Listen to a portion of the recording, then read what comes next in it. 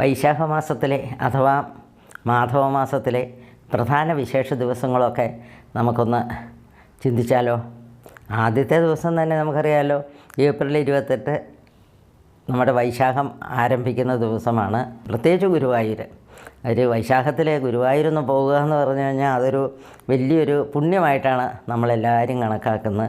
അതുപോലെ തന്നെ ആദ്യത്തെ വിശേഷ ദിവസം എന്ന് പറഞ്ഞാൽ എന്താണെന്നറിയോ? നമ്മുടെ അക്ഷയ തൃതീയ ബലരാമസ്വാമിയുടെ ജന്മദിനമാണെന്ന്.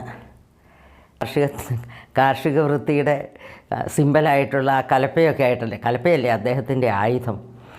സ്വർണ്ണക്കടക്കാരുടെ ആ പരസ്യത്തിൽ എല്ലാവരും വീണുപോയി എന്നാണ് തോന്നുന്നത്. കാരണം നമ്മൾ അന്ന് സ്വർണ്ണക്കടയിലെ തിരക്ക് കണ്ടാലറിയാം.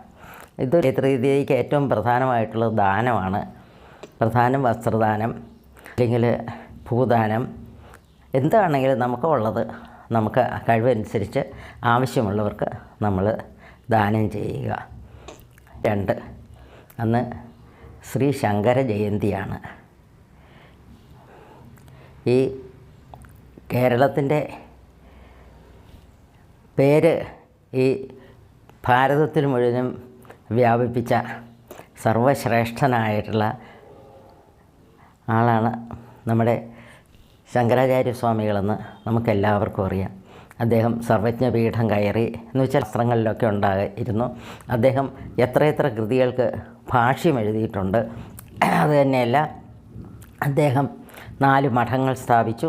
പിന്നെ അടുത്തത് മെയ് 11-ാം തീയതി നരസിംഹ ജയന്തിയാണ്. അടുത്തതായി 12-ാം തീയതി മെയ് 12 ബുദ്ധപൂർണിമയാണ്, നമ്മുടെ ശ്രീബുദ്ധൻ്റെ ജന്മദിനം. അഹിംസാതത്വം ഈ രാജ്യത്തെ ഏറ്റവും കൂടുതൽ പ്രചരിപ്പിച്ചത് അദ്ദേഹമാണെന്ന് നമുക്കെല്ലാവർക്കും അറിയാം. ബുദ്ധം ശരണം ഗച്ഛാമി, ധർമ്മം ശരണം ഗച്ഛാമി എന്നു തുടങ്ങുന്ന ആ മന്ത്രങ്ങൾ ഈ രാജ്യത്ത് കൂടുതൽ വ്യാപരിക്കുകയും അങ്ങനെ ഒരു സംസ്കാരം ഇവിടെ വരുന്നതിന് പ്രധാനമായിട്ട് പങ്കുവഹിക്കുന്ന ബുദ്ധനാണ്. കൂട്ടത്തിൽ ഒരു കാര്യവും കൂടെ പറഞ്ഞോട്ടെ കേട്ടോ. പണ്ടത്തെ കാലത്തൊക്കെ ഉണ്ടല്ലോ, നമ്മുടെ ശുശ്രുതൻ അങ്ങനെയൊക്കെയുള്ള ആദ്യത്തെ ആയുർവേദ ആചാര്യന്മാരൊക്കെ ഉണ്ടല്ലോ, അവരൊക്കെ ഓപ്പറേഷൻ ചെയ്യുമായിരുന്നു എന്നാണ് പറഞ്ഞത്. പക്ഷേ ഇപ്പം നല്ല സെഡേറ്റീവ് ഒന്നും കൊടുത്തിട്ടല്ല, പച്ച മാംസത്തിൽ ഓപ്പറേഷനൊക്കെ ചെയ്യുമായിരുന്നു കേട്ടിട്ടുണ്ട്. എന്തായാലും ബുദ്ധമതം വന്നതോട് കൂടിയിട്ടാണ് അതൊക്കെ വേണ്ടാന്ന് വെച്ചത്. അങ്ങനെ നമ്മുടെ മാധവ മാസത്തിൽ മാധവൻ്റെ ലീലകൾ ഓർത്തുകൊണ്ട്, മാധവനെ സ്മരിച്ചുകൊണ്ട് നമുക്ക് ഈ മാധവമാസം അത്യധികം ആനന്ദത്തോടെയും സന്തോഷത്തോടെയും ഭഗവാന്റെ തൃപ്പാദങ്ങളിൽ പ്രണമിച്ചുകൊണ്ടും നമുക്ക് ജീവിക്കാം. എല്ലാവർക്കും നന്ദി.